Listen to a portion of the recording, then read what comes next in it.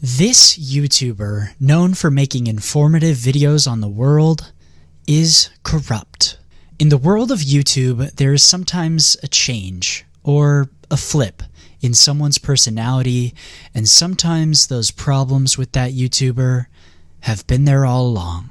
This is the story of Jake Tran and his nearly 1.5 million subscriber channel's rise and subsequent fall from grace. Jake Tran is a YouTuber of decent size and fame, and if you don't know who he is, he makes videos about money, power, war, and crime in my team. He is a self-described capitalist and makes videos all about evil corporations, the problems with scams and cryptocurrency, and things like coups that the CIA led in Guatemala, Chile, and all across South America.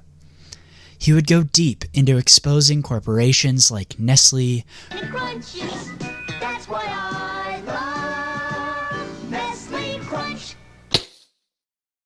Goldman Sachs, DuPont Chemical, and his videos would be incredibly informative deep dives into their heinous crimes against humanity. Jake's videos all typically follow a historical plotline, which is usually from Wikipedia, but sometimes is even more well-researched than most history books. His video, Credit Cards, The Business of Enslaving Poor People, is a great example of this.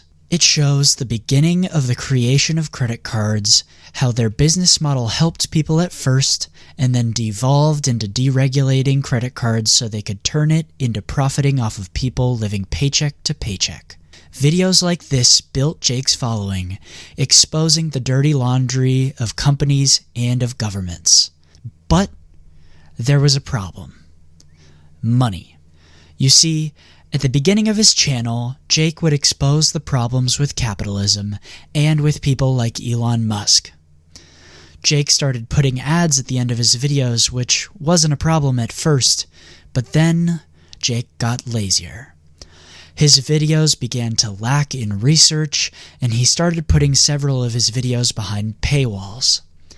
It first started with his Monsanto video, 8 months ago, and the cracks in Jake's channel began to show. He continued to grow and pump out highly edited documentaries and slowly put more and more ads into his description and his video, while increasingly getting more and more controversial sponsors, like shilling NFTs on a video specifically about why NFTs are a scam. And then, the collapse. 2 months ago, Jake began to include a different narrator in his videos, where Jake would read the intro and an ad, which was now 3 to 4 minutes into a video, and then the narrator would take over. Building a railroad from the capital of Costa Rica to one of its coastal points. Unfortunately, I imagine he was still writing some of his content at this time, but he has since posted job postings for writers for his channel. After several videos of putting up with it, his audience got fed up. They got fed up with the blatant laziness of his content, and the fact that he didn't even narrate the majority of his videos anymore really got to his audience, and his channel has essentially stopped in growth. As someone that has watched Jake for a long time, this change over the last few months has been disturbing. His clickbait has gotten worse and worse, and the thumbnails and titles of his videos have been way more outrageous. Then, Coffeezilla just made a video on Jake.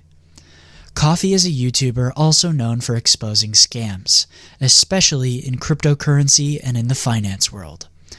In his video, he talks about Jake Tran cashing out and scamming his own audience, hand-picking sponsors in order to scam his audience with the same thing he's making a video on, using his own credibility to put his weight behind things like a crypto trading bot on a video of how trading bots are scams. Now, I know Jake doesn't use any of the things he shills, and Coffee even shows that. Jake is instead cashing out on his audience, and I wanted to expose it in a way that shows his hypocrisy and to a different audience from Coffeezilla, one that is not as involved in business, but might run into one of Jake's videos thinking that he's trustworthy. Now, I don't think Jake is a bad guy.